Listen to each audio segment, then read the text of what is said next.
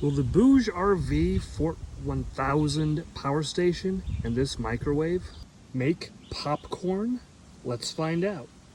The inverter is on, popcorn is in.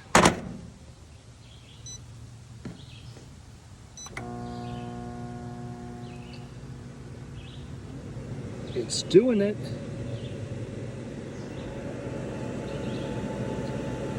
Thousand watts output, no problem.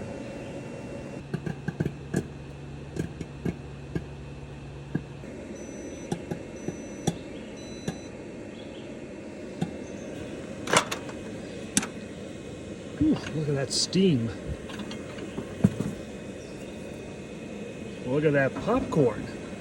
That looks yummy. And I used about 5% of the battery to do it.